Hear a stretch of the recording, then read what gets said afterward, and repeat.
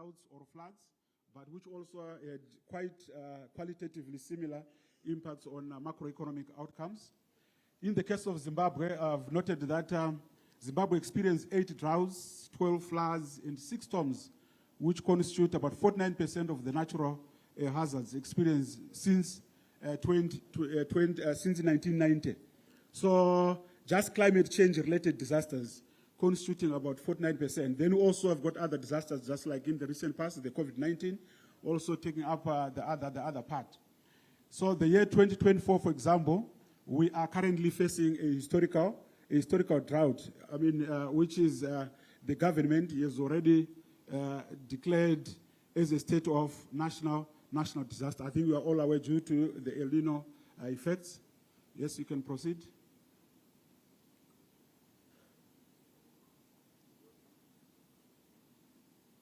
So in terms of the devastating effects coming from climate change, so climate change-induced natural disasters directly affect the economy.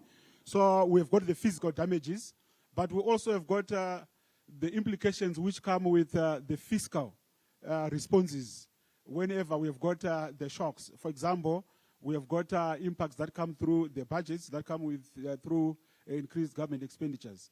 For example, I gave examples there. 1992-93, Zimbabwe had also one of the historical droughts that we've experienced in the history of the economy. And just because of that, we saw economic growth falling by close to 7%, while inflation actually, in the history of the country, actually soared up to close to 50%, while the deficit widened to 12% of the GDP. So those were the effects, just one particular event. And also 2013, we had another drought which affected about 4 million people, and which also caused economic losses in terms of damages of up to 500 million US dollars. And also, just as I've indicated, the recent cyclone Idai, Zimbabwe actually lost more than 270 million from a total of 9 floods since 1990, with cyclone Idai actually affecting 270,000 people, and also about 620 million US dollars lost through that. And also currently, I think we also saw yesterday that as we stand, even the situation at Kariba Dam, for example, is quite dramatic in terms of the potential losses. Actually, it has gone to historically very low levels in terms of ability to generate and supply electricity, not only in Zimbabwe but in the region. So those are some of the effects of the economic effects of climate-induced disasters.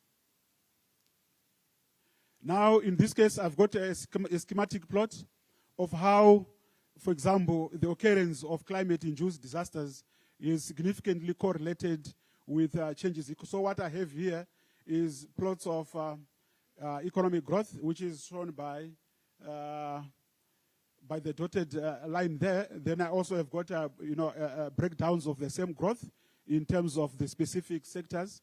And what I have in gray there are the years which coincide with a climate change-induced natural disaster, either a drought or a flood. And I think you can all vividly quite see that in almost all the years we had a natural disaster linked to climate change. We also had significant negative impacts on economic growth.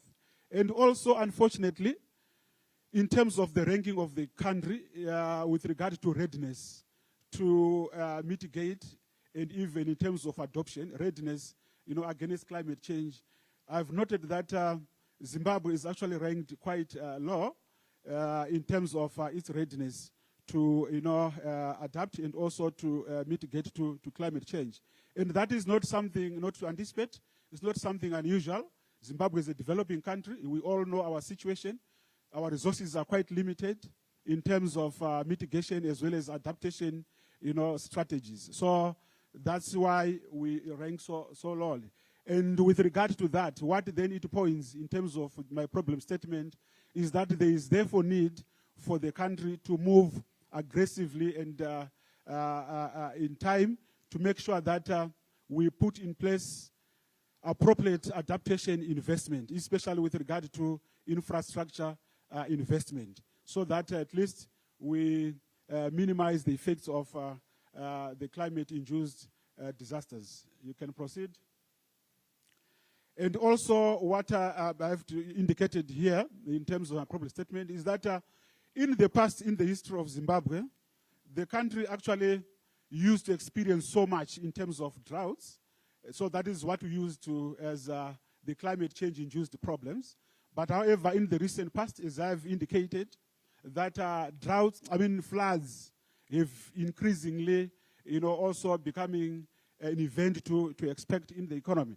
And the study by the World Bank, what it has indicated is that unlike situations of droughts, that is the dry-hot situations, which are sort of drought-related, the wet-warm situations, which are related to floods, they actually cause even more significant impacts, adverse impacts on the economy. So that means as we go ahead and we're anticipating to experience more and more floods, we should also expect more and more damages to the economy, unlike the case of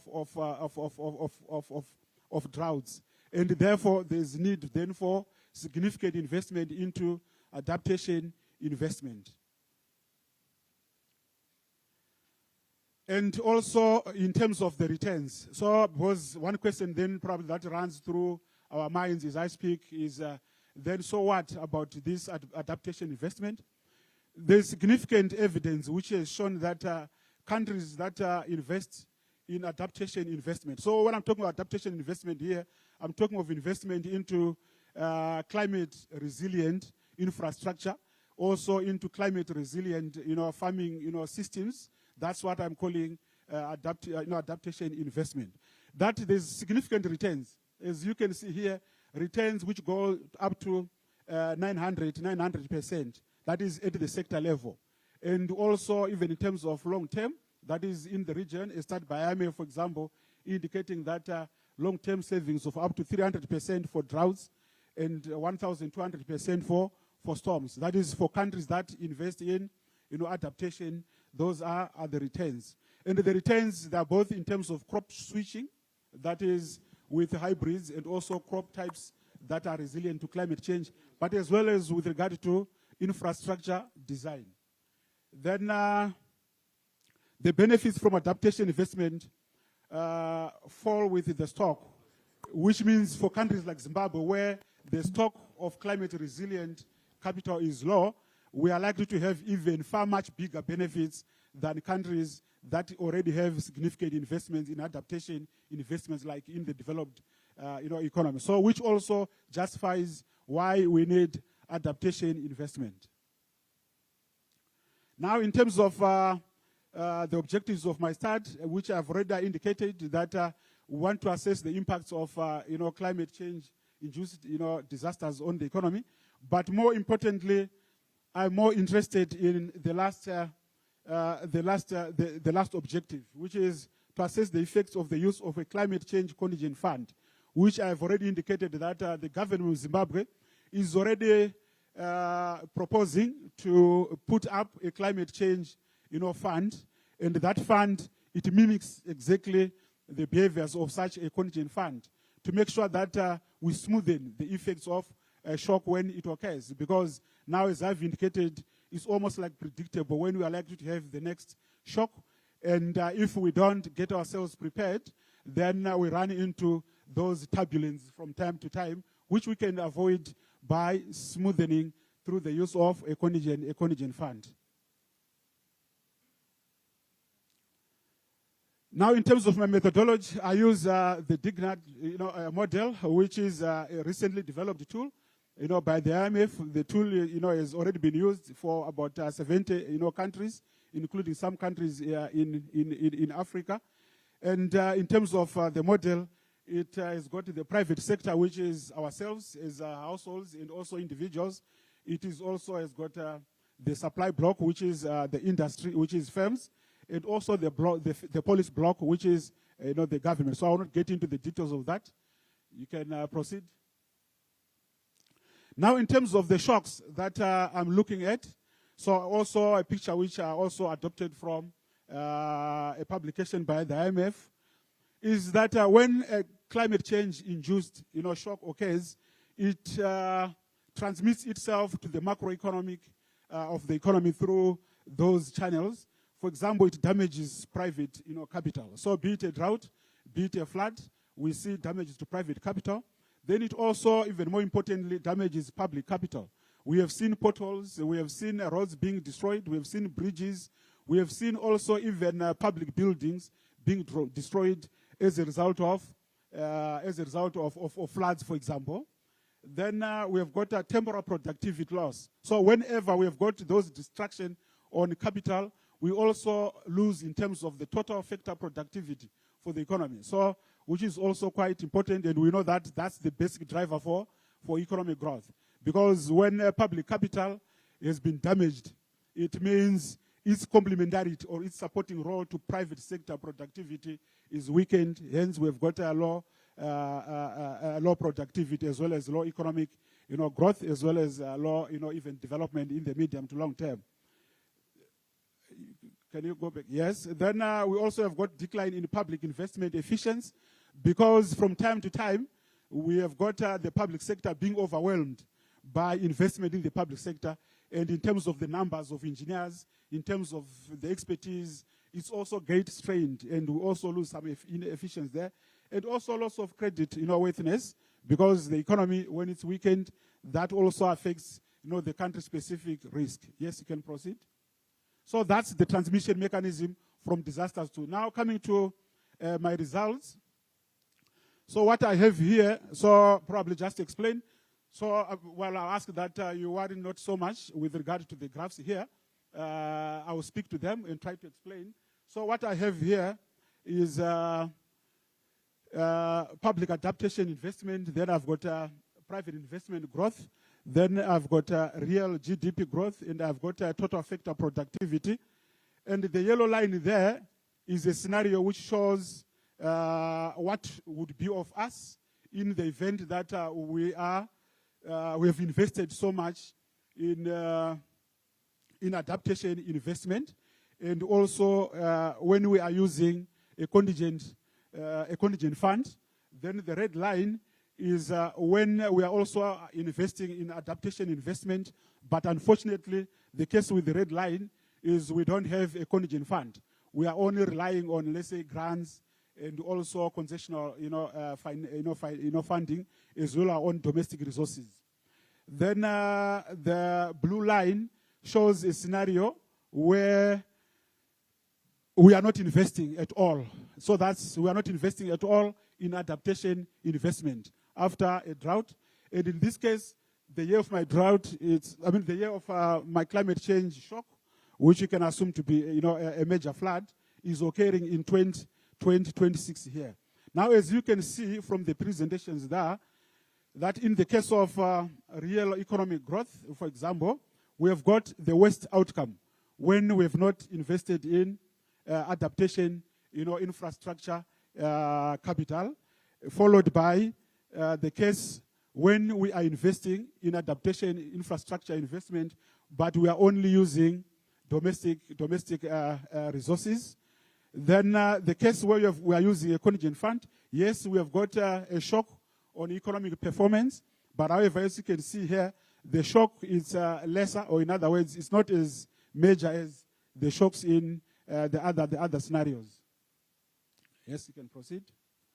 Now, even in terms of, in this case, I'll speak to the case of fiscal deficit. You can also see that in the case of a deficit there, we have got the highest deficit in the year of the shock, and also even after the shock, with a scenario where we don't have any investment in adaptation, capital, followed by a situation where you are investing in adaptation, but however, you are only using our own domestic resources, which is the case with Zimbabwe, because much of what we have now is being financed from our own domestic resources. We don't have much in terms of international flows coming to assist. And you can see also that getting into the future, we are better off in the case of using a contingent fund. And also of particular importance, it's what would be the outcome on public debt. And as you can see here, we have got a better performance with public debt in this red scenario compared to the blue scenario where we are not investing into adaptation. But here, when you look at the public debt outcome, it also indicating that when we are actually using a contingent fund, we generally, probably in the short to medium term, are worse off with regard to debt outcomes. The reason is that when you're investing in a debt in a contingent fund, you also have to sacrifice in terms of current economic growth, in terms of current expenditure, and also in terms of current production. So there is sort of a transfer of resources either from the private sector or from other sectors in the economy towards such a contingent fund, which makes that outcome as we see it. But however, we'll see that when the contingent fund actually attracts more foreign financial flows towards climate change, the situation actually improves quite significantly. So here I've got, in the case of the private consumption, and as you can see, in terms of external, private debt, that even the private sector is far much better off with a contingent fund compared with without a contingent fund, and also without adaptation investment.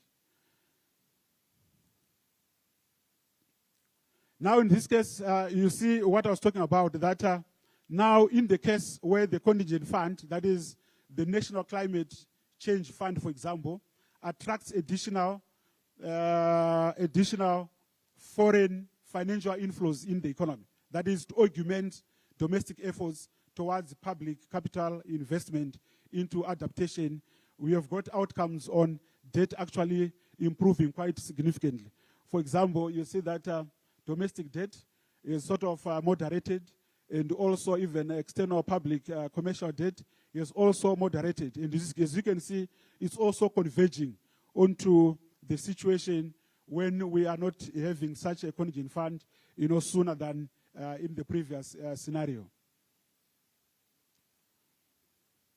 Yes, so in this case, we have also indicated that the contingent fund, because as I'm presenting, it sounds as if the use of a contingent fund is a panacea to the challenges of public infrastructure investment. So in this case, I've indicated that the contingent fund or the National Climate Change Fund has got its own limit. So you have to, as an economy, to appropriately size it. So what I've done now with this scenario here, I sort of did a scenario where I sort of marginally increased it from 0.5% of GDP in the previous presentation to increase it to 1%. And as you can see here, just that marginal increase in the contingent fund is actually causing even, explosion in terms of public debt. Even though in terms of economic growth, we still have better outcomes, but public debt even worsens quite mostly. The reason is that when you have got a contingent fund to mitigate or to adapt to climate change, and the contingent fund is too big, relative to the size of the economy. In the case of Zimbabwe, for example, it sort of crowds out significantly private investment. And as such, the outcomes on public debt can be worse. So that means, as an economy, if we were to go the route of using the National Climate Change Fund, we have to make sure that we have got a very moderate and appropriately sized contingent fund. We don't need it to be too big. We also don't need it to be too small.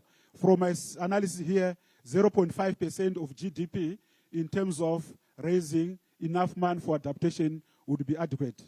I think now I get to my conclusion. Yes. So that's my conclusion. So they start to assess the actual and potential effects of climate change, such as droughts on key macroeconomic outcomes, such as economic growth, external borrowing, debt, etc. And also how alternative financing options, that is financing using domestic resources exclusively, and also financing using external resources in the form of grants and concessional loans, and also financing using a contingent fund, how it has impacted on macroeconomic, outcomes. And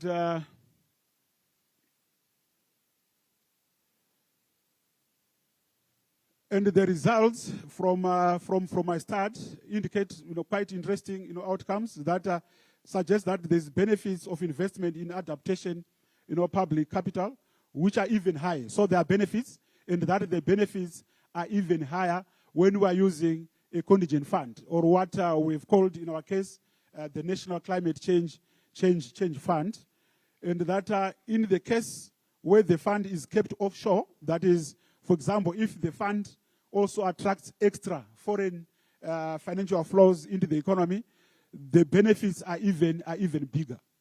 So that is very, very important. That the first thing is that the advantages of adaptation investment, and the second thing is that the benefits even come out bigger when you are using a climate change fund or a climate change contingent fund, and also more importantly, that when we appropriately size that fund, and that fund also attracts more external funding in the form of concessional finance as well as grants, we even have far much bigger, benefits. However, the qualification that I have attached to these results are indicated there. So in this case, what I've indicated is that results actually indicated that an oversized fund results in explosive debt. So we cannot have a climate change fund or a contingent fund which is oversized, because then it crowds out the private, sector, and its impacts on public debt would be explosive. So we need it appropriately sized. So I think those are the key takeaways from my presentation. I would want to thank you, and also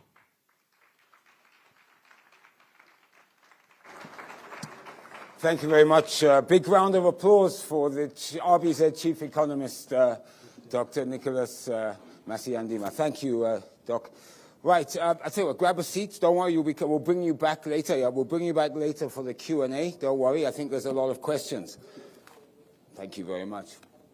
Right, of course, this morning I'd like to also thank our sponsors, UNDP, Potras, NCC, Cicada, NASA, and Ministry of Finance, Economic Development and Investment Promotion.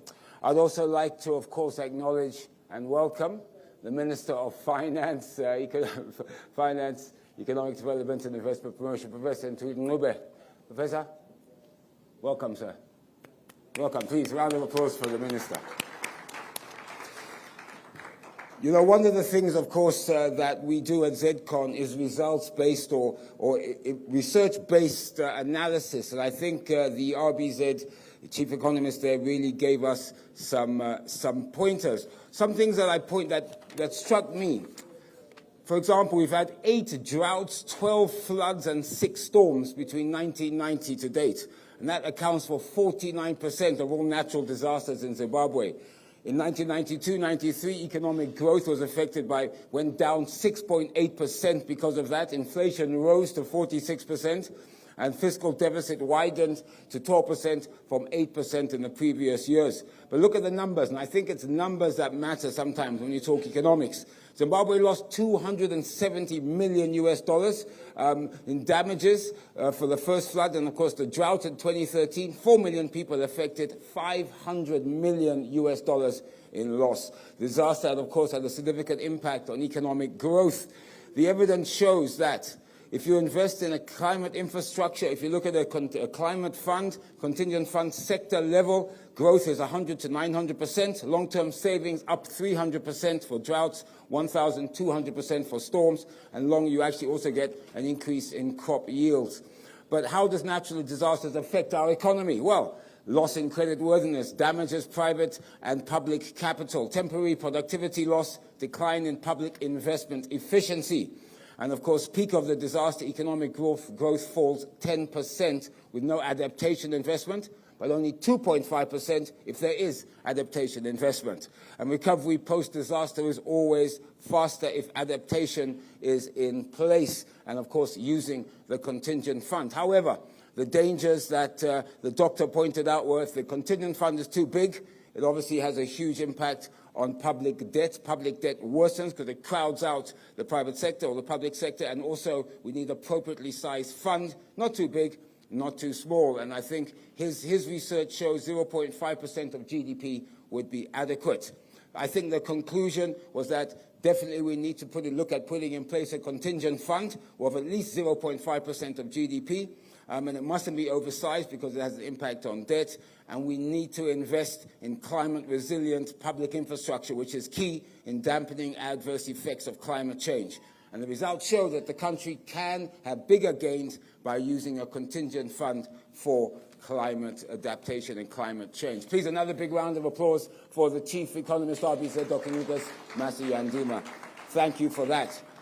Now, of course, I'd like to also talk to all of the people who are watching us, all Zimbabwean citizens who are watching us on ZTN Prime and through the Ministry of Finance official website and all the other Ministry of Information. Please, we'd like to hear from you. So if you have any comments or views on what's happening here, because this is your conference. So please, if you may, pass your comments, views on all the social media sites, and I will try and get either the minister or the officials to answer your questions directly if possible. So please keep watching Zedcon. As I said, this is such a critical premier economic event in Zimbabwe, looking at how climate change, how the environment is impacting Zimbabwe, and what policy measures should be proposed or suggested to the government to put in place to combat this. Yesterday we had an interesting discussion, and just one of the things that really struck me was, right now you could be in an area where you're growing maize, but with climate change and the environment, in 5 years, 10 years, you may not be able to grow maize there because of the effects of drought or floods. You may have to then obviously change our farming patterns, our crop patterns all around the country. These are issues that obviously need to be taken into account by policy makers and you, the public, because of course you're the one who is feeling the impact of climate change and the environment, and we all need to play our part and do something about it. Now, without further ado, let's move forward with our program. I'd like to call upon the NASA Acting General Manager, Dr. Charles Shaba, to talk to us about NASA looking towards Vision 2030. Dr. Shaba, remember protocol. Please clap until he gets here. Thank you. Come on, keep going. Protocol. You know my protocol. You have to keep clapping. Welcome, Dr. Shaba.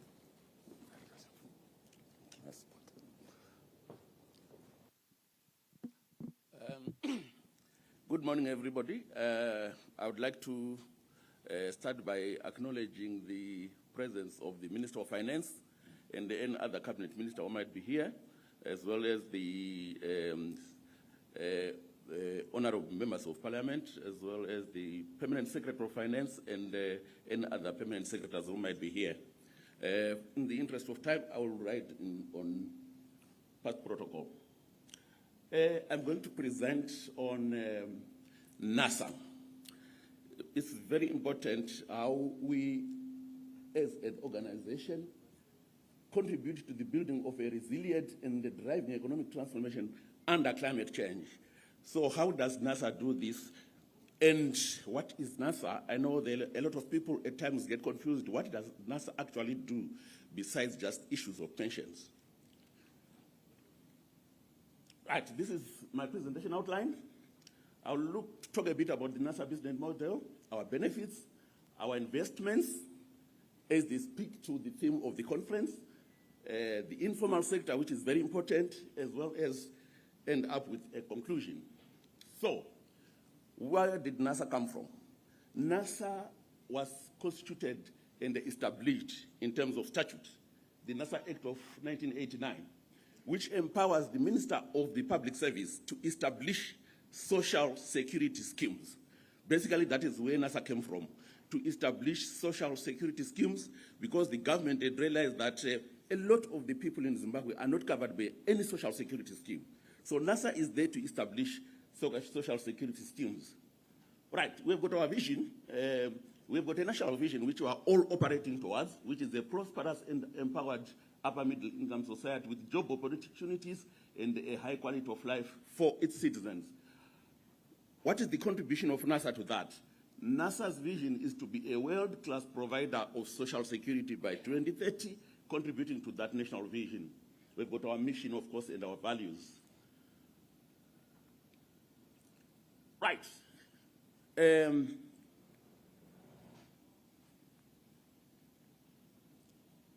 So what is our legal position in the context of Zimbabwe? In addition to the NASA Act, we have got other governing statutes that we operate under. We have got the Pensions and Other Benefits Scheme, which most of us here are pretty familiar with. We've got the Accident Prevention and Workmen's Compensation Act, SI, these are SIs established in terms of the Act, and we've got the Factories and Works Act, as well as the Pneumoconiosis Act. These are some of the legislation under which NASA operates. Right. As I said, we have got two schemes, the Pensions and Other Benefits Scheme, as well as the Pensions and Other Benefits Scheme. So, what do we do? There are contingencies of social protection which are guaranteed by the United Nations. 9 of those, NASA covers 4. In other words, we cover the work injury, the medical care, the disability, the death of the breadwinner, and old age, using our 2 schemes. And we contribute to sustainable development goals. Number 1, number 3, number 5, and number 8. Number 1 calls for end of poverty in all its forms everywhere. Number 2 talks about ensure health lives and promote well-being for all ages. And goal number 5 talks about gender equality and the empowerment of women and girls. Then goal number 8, promoting sustained and inclusive sustainable economic growth, including under difficult climate conditions. And then finally, goal number 10 talks about reducing inequality within and among countries. Right, so what is our operating context in terms of the pension structure? We obviously, in terms of our savings, when we grow old, we've got some people who do their personal savings, individual savings. But we also have mandatory pension schemes, which we all contribute to. And then we've got our scheme, which is the POPs, Pensions and Other Benefits Scheme, which is where NASA comes in. As you can see, we are meant to coexist with all those other schemes. The lower contribution grade that and our capped insurable earnings are meant to allow employers and employees to contribute more towards other pension schemes. That's very critical. So, what is our model? We run what is called a partially funded pay-as-you-go model, where current worker contributions support current pensioners and beneficiaries, with the surplus directed towards investment to secure financial commitments. How? So we've got contributions that come into our pot. From those contributions, we pay benefits and claims costs and our operating costs. We take the surplus, we invest it, and the investment income that we get from the surplus goes into the pot. So that is how our model works. Right. So what are we doing? How are we performing to contribute to the security of our vulnerable people? We are currently paying $50 as pension. But remember, this is only a social security net. It's not the main pension. We all contribute to our pension schemes, occupational. This is only a social security net. We are currently paying $50 since January. We had budgeted to pay this up to the end of the year, but because we feel we are performing well in terms of our investments and other income, we have now increased it to $60 from August. Our APWCS scheme is paying $60 since January, but from August, we are now paying $70. The average industry pension payouts is only $17, and this is according to IPEC data.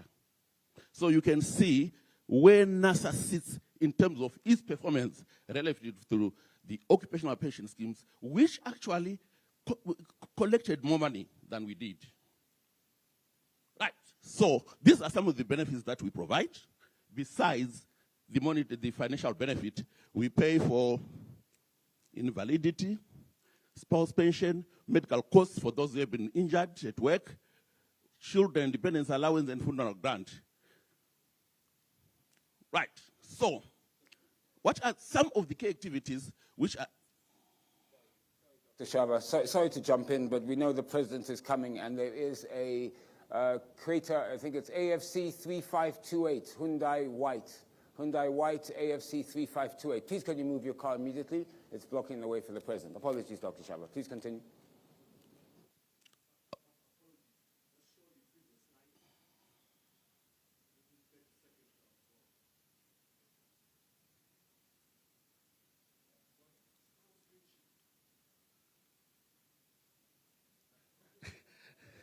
Thank you.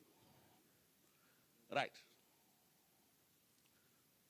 So I'll talk a bit about our accident prevention and workmen's compensation scheme, because it's also very important for our people to understand that besides the pension scheme, we also operate another very key scheme which actually protects our number one human resource, which is the workers. So we are responsible for accident prevention and workplace safety enforcement, medical care and rehabilitation, as well as promotion of safety training, as well as adoption of OSH management things. All those things are some of the things that we do on behalf of the workers of Zimbabwe. And if people get injured, because accidents will always happen, these are some of the things that we have done. As you can see, this is one of our injured workers. This is where they were living. We have now made sure that using the investments that we get, we improve their welfare. These are people that are possibly have got 100% disability. Maybe they've lost all the limbs, or they are blind, or whatever. That's what we do for them. That's what we have also done for that particular situation down there. This is where they were living in abject poverty, but we have done all that to make sure that our workers, when they get injured at work, are kept safe. I'm sure these are things a lot of you here would possibly not be aware of. Right. What is the cost of this accident that I'm talking about to the economy? It's quite huge. Globally, 3 trillion is lost to accidents at work, which is actually 4% of GDP. 2.8 million workers die every year, of which 330,000 are immediate deaths at work. 160 million workers have work-related diseases. 270 experience fatal and non-fatal injuries every year.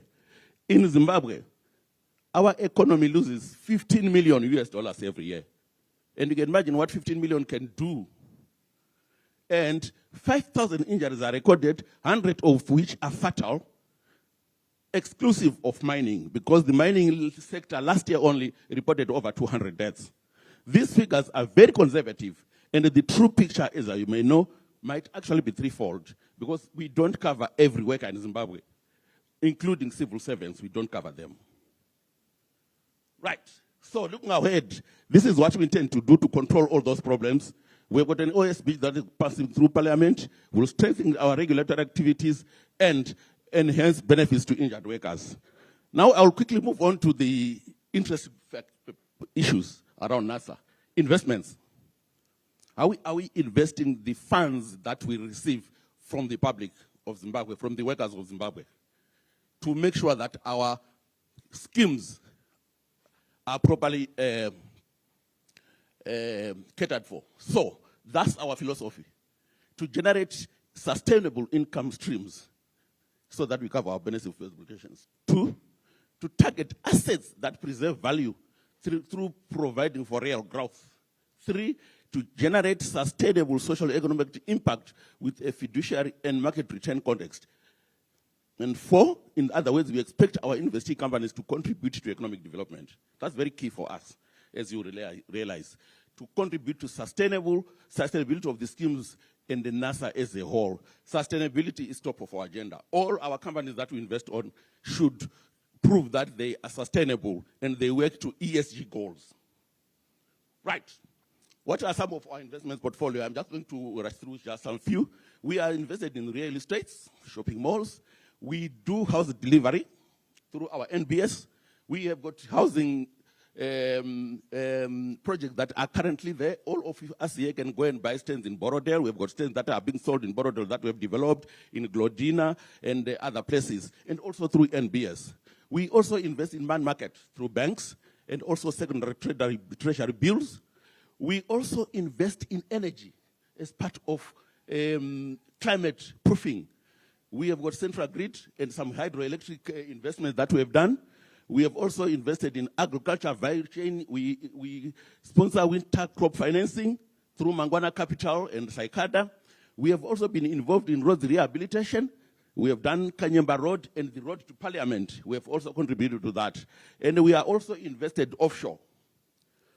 Right, these are some of our flagship equity investments. We are invested in RTG, as you can see, at 91.6%, First Mutual, FBC, NBS that we own 100%. We are also invested in OK, CBZ, Zedcon, Zebri. Just to mention a few, these are not the only ones. This is just a few that we are invested in. Right, so through these companies, we make sure that they always conform to the requirements of ESG, and we are now encouraging to make sure that whatever they are doing, it must be able to talk to climate issues. Right, some of the impactful investments that we have made for everybody basically, but as part of our contributing to vulnerable people, we've got Sidmed Hospital in Chitungwiza. I think we all know it. We have got Ekusilen in Blue Ale, which is going to be, which will be used from the 1st of October as a teaching hospital for NAST. We have got the Workers' Compensation Rehabilitation in Blue Ale, which is actually, at its inception in 1971, was the biggest and the most modern rehabilitation center in Southern Africa. Those are some of the activities that happen there. You can see hydrotherapy happening there. We all know it just next to Mpilo Hospital. So these are some of the flagship investments, both in all in healthcare. Right. We know 80% or maybe upwards of 70% of our workers are in the informal economy. I will do injustice to this presentation if I don't talk about the informal economy. As I said, one of the things that NASA must do is to establish social security schemes. So one of the schemes that we are now busy establishing, we are actually at the tail end, is the informal sector scheme. So what are some of the initiatives that we have done? So far, Zimstats has already completed the survey, and after the survey, we'll sit down and then design the scheme, which we hope all non-formal workers will be able to contribute to so that they can be protected at work and so that they can also pay to a pension. Because most of those people, when they get to 60 or 65, they have nothing to show for it, but they've been working throughout their life, although they were informal. So, in collaboration with the ILO, we are busy establishing this scheme.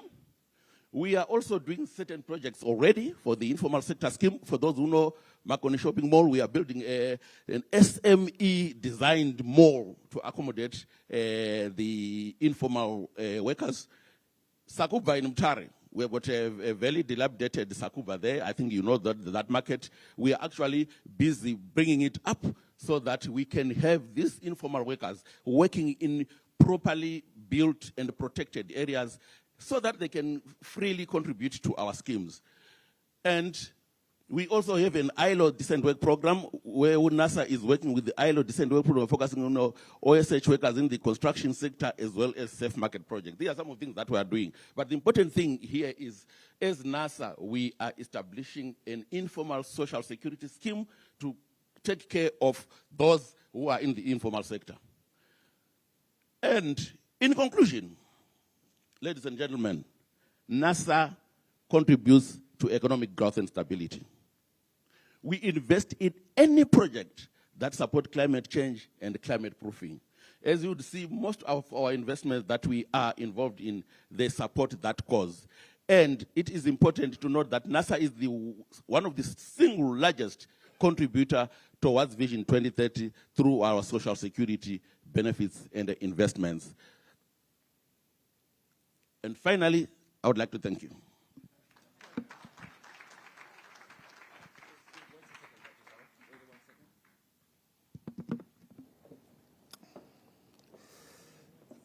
Right, please, a big round of applause, Dr. Shava, the Acting General Manager of NASA. No, I wanted him to stay here, if possible, just for one question. But Linda, you have a few comments, and then I can ask him the questions.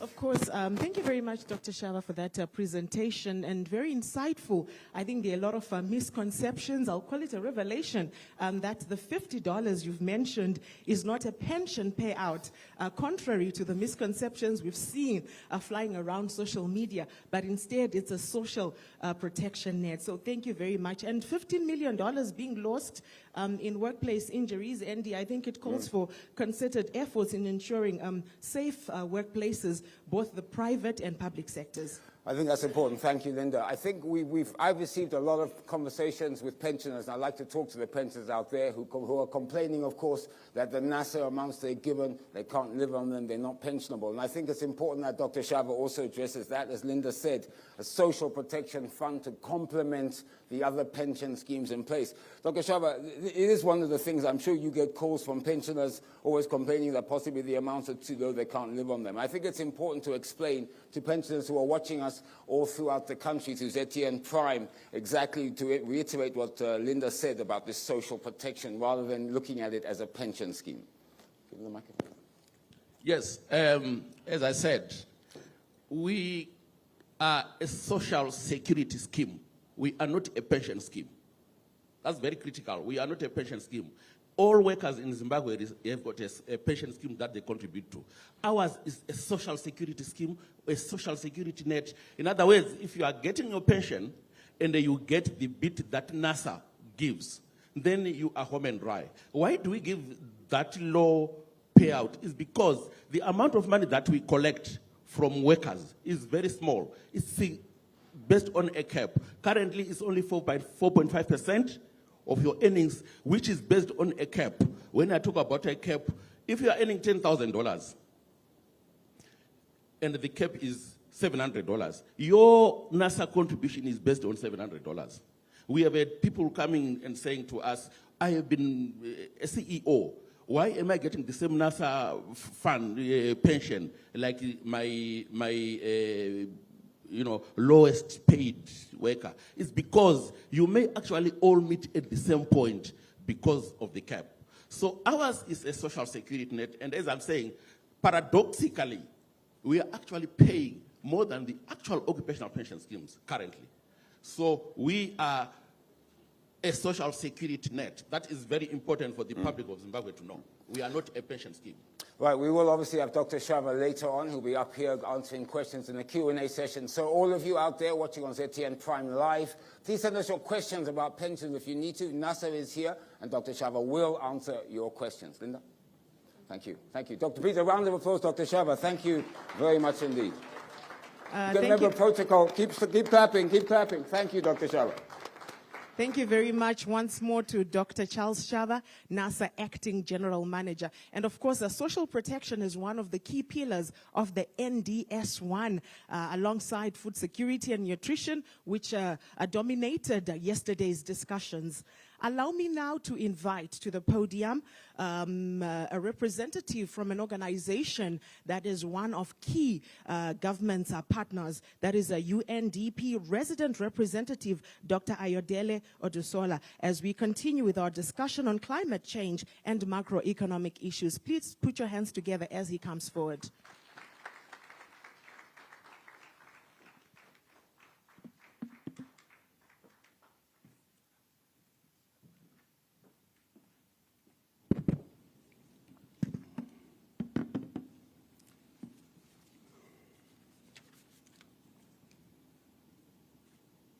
Good morning, distinguished ladies and gentlemen, and let me ride on the established protocol and also acknowledge the presence of the Minister of Finance, Economic Development and Investment Promotion, all the cabinet members that are here, the honorable members that are here,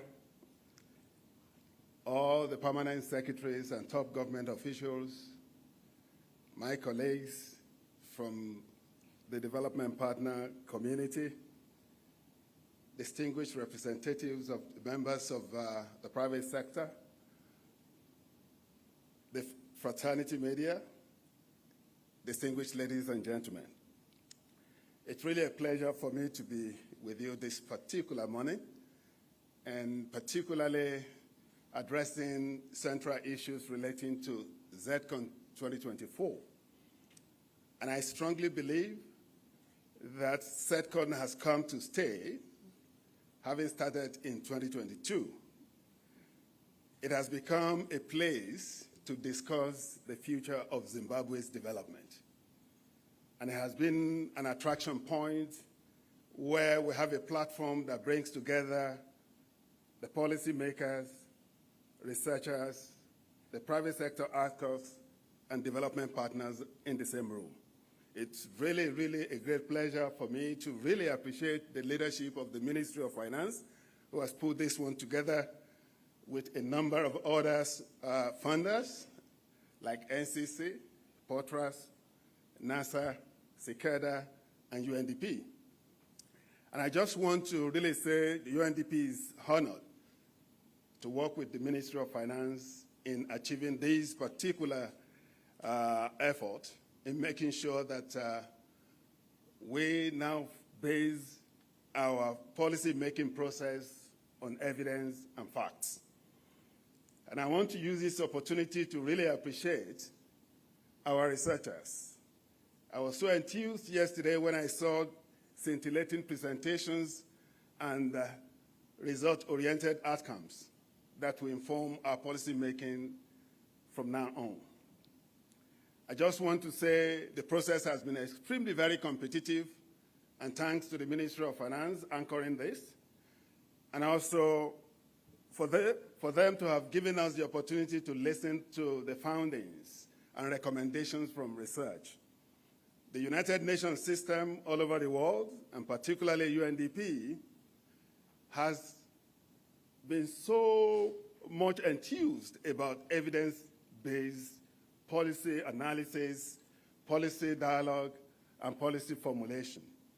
And on the basis of this, I want to say once again, big congratulations for the opportunity for us to make Zedcon a place to be, to discuss national issues driving development dynamic and trajectory.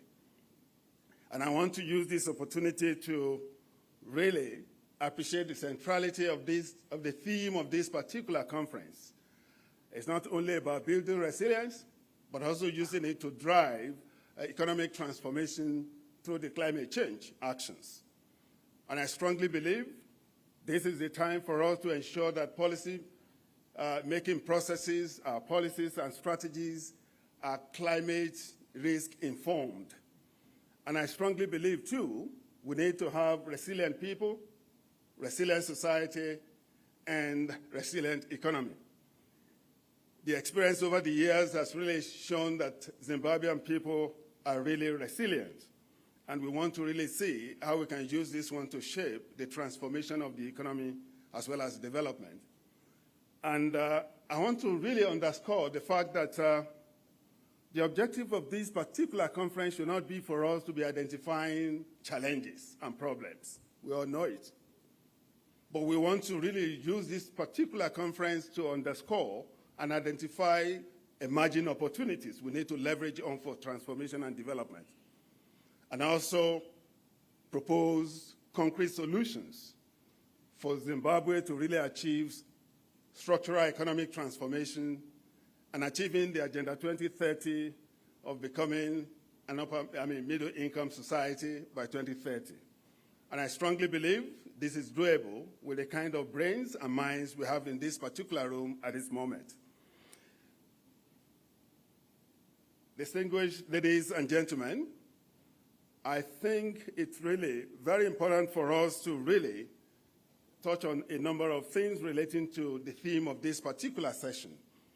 And Dr. Shava, as well as Dr. Nicholas, have really addressed a number of issues in terms of the linkage between climate change and macroeconomics. It is really very important for us to know that the impact of climate change on macroeconomic issues are quite diverse, and it touches on a number of issues that have already been mentioned by Nicholas in terms of output, in terms of inflation, and in terms of productivity. But essentially, it also touches on issues relating to balance of payments, it touches on issues relating to employment, and it touches on issues relating to poverty reduction. And for us to have a deeper view of this, it's really very important for us to underscore what we need to know about the implications and the channels. And I'm so happy that in the previous two presentations, the channels have been articulated. But I just want to underscore some points here that the channels can be through the physical impact and through transition impacts of climate change and climate action. Particularly, I want to really re-emphasize the fact that when it comes to the issue of physical impact of climate change on macro issues, we talk about first, when it comes to the issue of damaging what we call physical and infrastructural capital that serves as the oil of economic transformation and growth. Two, it boils down on what we call labor force participation, particularly on displacement. Most of these extreme events cause a lot of displacement and even migration. And on the basis of this, we need to really see how it's impacting on labor force. Also, I want to underscore the impact of issues like this on productivity, particularly when it comes to the issue of supply chain disruption, as well as diminished human health. Definitely, it affects human productivity. And now that is true, the physical impact of climate change on macroeconomic issues. But again, we need to look at what we call the transition impact, because at this stage, we've been talking about mitigation and adaptation mechanisms across the world.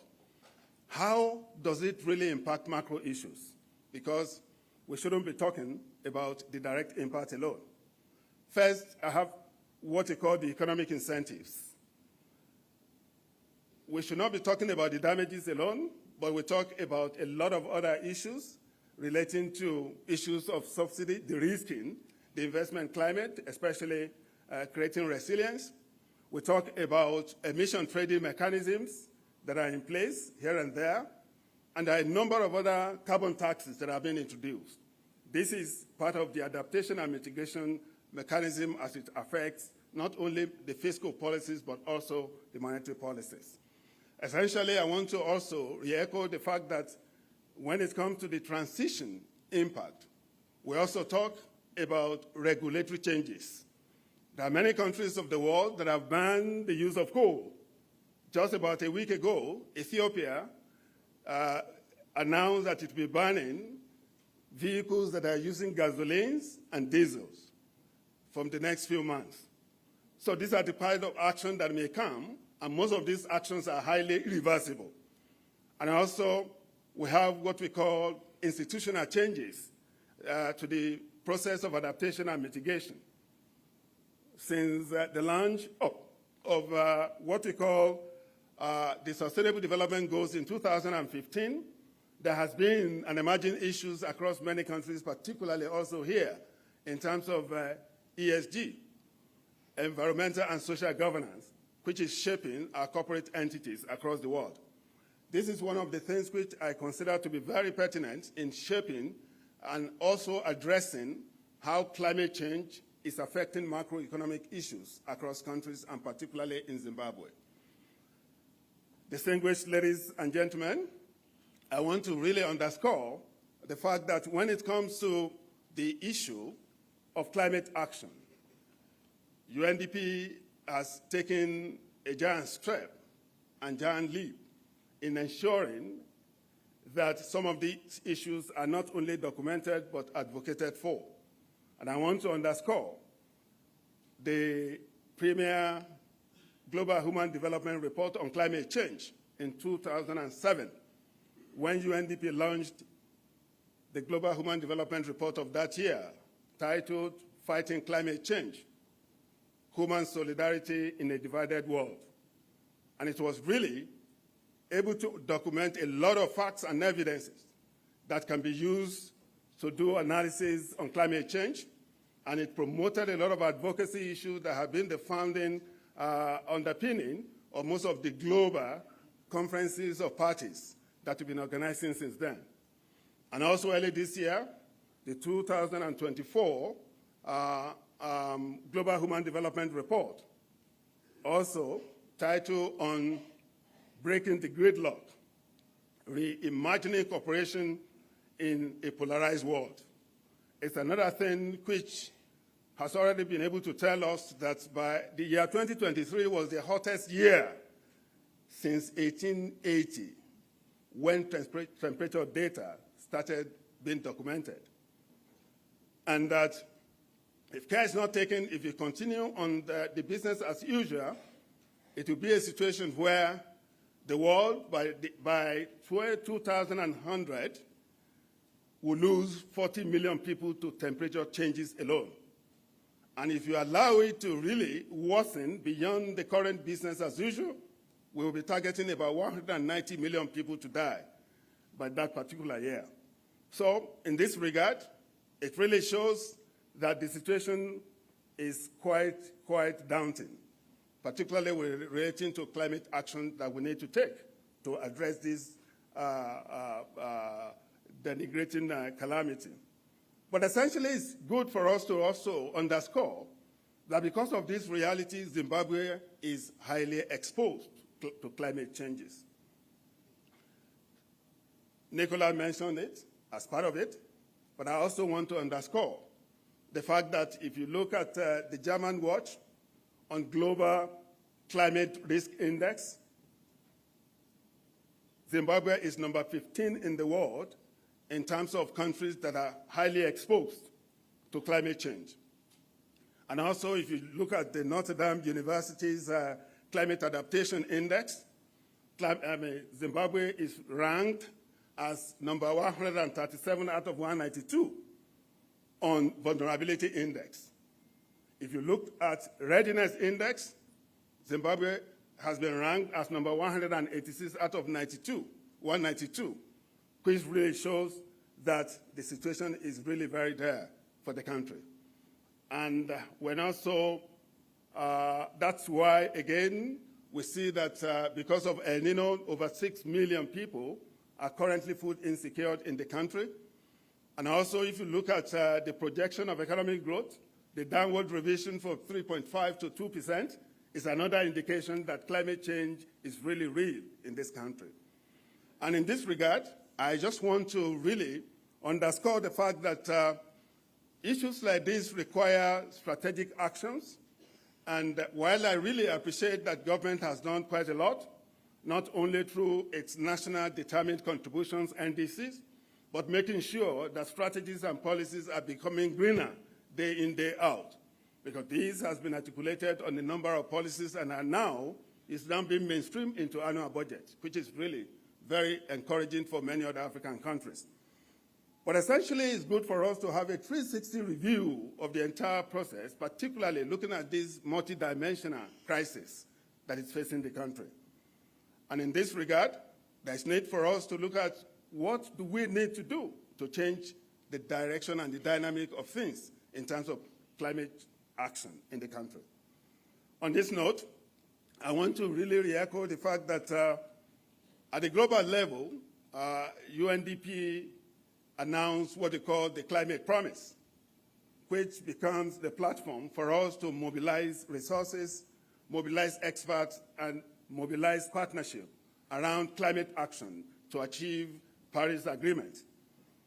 And as a result of this, early this year, across the world, we did what they call People Climate Votes 2024, which really shows, is the largest single poll on climate action across the world. And it shows that 4 out of 5 people, translating to almost about 89% of the interviewees, really requiring bold and concrete climate action from their respective countries, which we think is really a good opportunity for us to really change the dynamics and make sure that the Paris Agreement is fully achieved. But essentially, allow me to touch on some of the things that UNDP has been doing in partnership with the government and people of Zimbabwe on issues relating to climate action in this particular country. And I want to start by appreciating the kind of partnership we've been having with not only the government, but also the private sector and development partners in this country. And allow me to start on some of the things we've done relating to renewable energy in this particular country.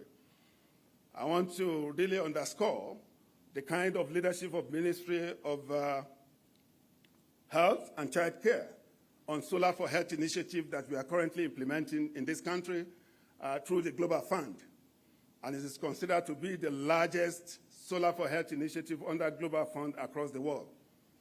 And today, as I speak with you, it is touching 1,053 clinics and health facilities in this country, accounting for about 58% of the health facilities in the country. And also, if it talks about some of the mini-grid initiatives we have been undertaking under the leadership of the Ministry of Energy, Power and Development, and I'm so happy the PS is also here today.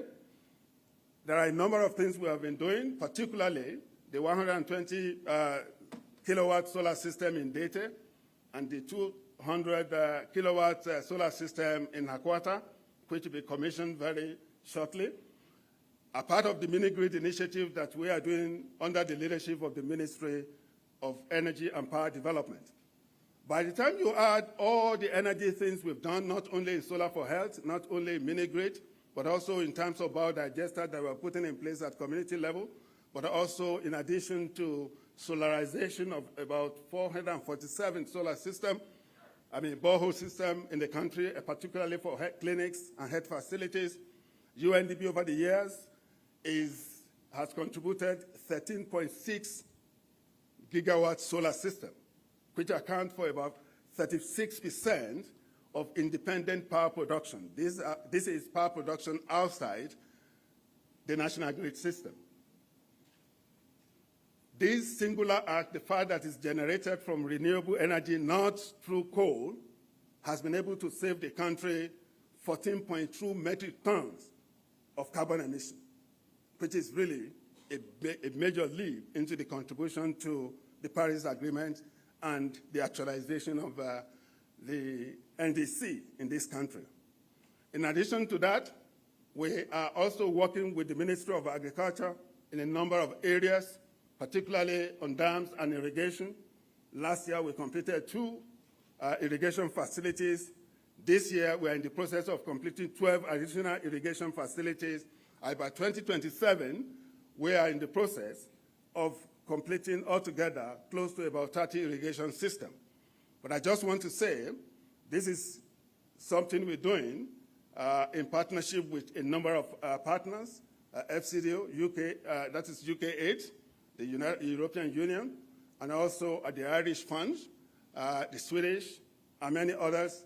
But I just want to also mention that this is one of the things we're doing through the Global Clean Fund, as Climate Fund, as well as many other initiatives like GEF, Global Environmental Fund.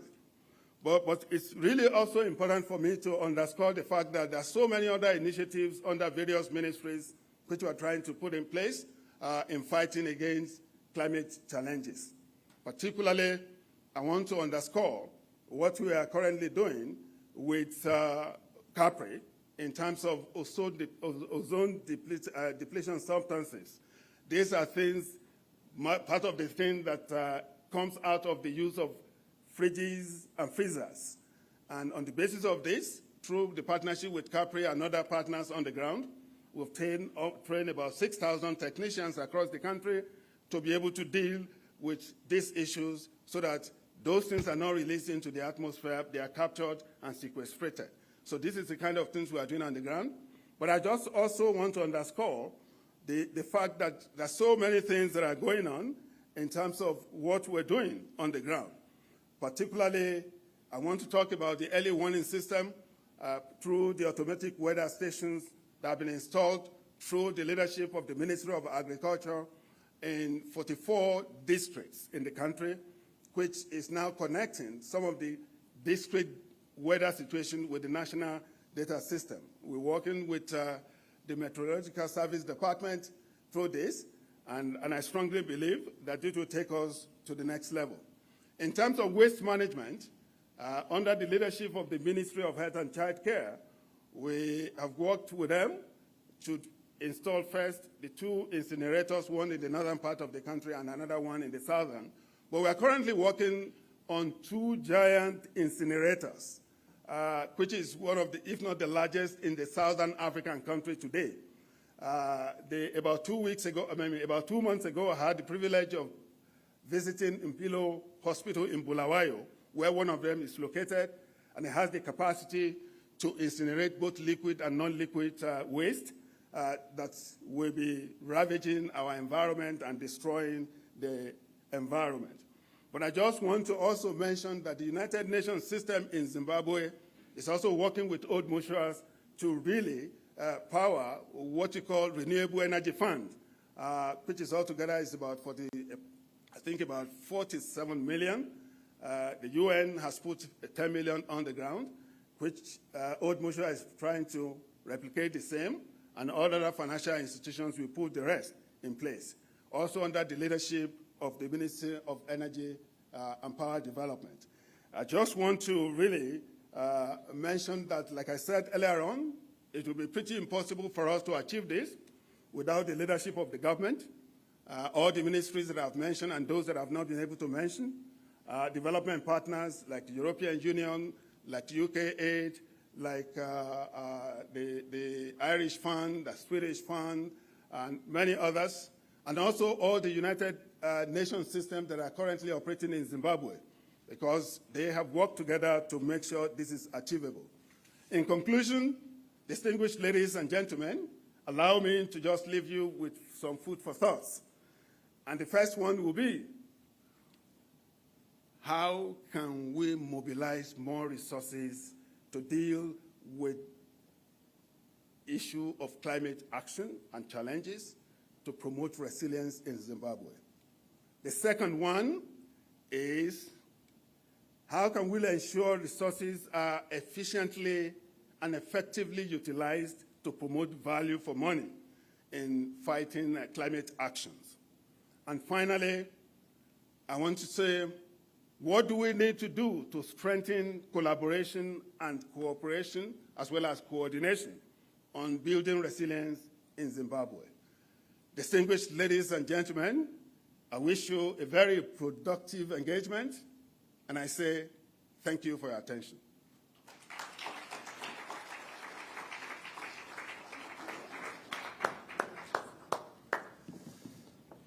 Thank you, Doc. Another round of applause as Dr. Odusola takes his seat.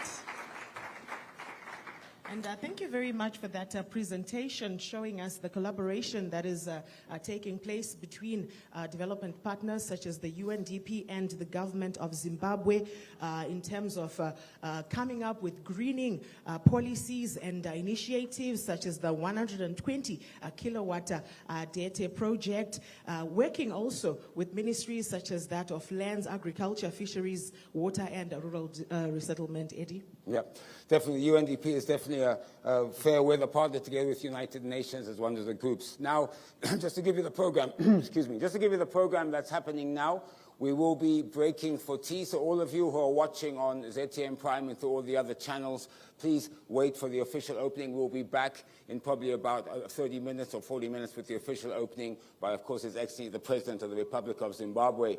And all other media houses, if you do have any need to access feeds, please contact the technicians at the back. They'll be able to give you live feed for you to obviously stream on all of your other platforms like ZBC and so forth. So we will be breaking for tea. Tea is downstairs, okay, and we will obviously be announcing when we're ready to come up. And as you know, those who are here will be the ones who will be allowed into the auditorium. Then only after the official opening, when then the auditorium will be open for everybody to come back in. So we break for tea now. I'm not quite clear when we'll be coming back. That's dependent on the President's arrival. But the moment he does arrive, we will obviously come around and we'll advise you to come upstairs in due time. Right, Linda, I think that's it. That was a good morning session, some good presentations there. We can still ask, of course, our presenters questions later on after the official opening. So we will be back. So everybody watching online, don't go anywhere. We'll be back with the official opening of Zedcon 2024. See you in a bit.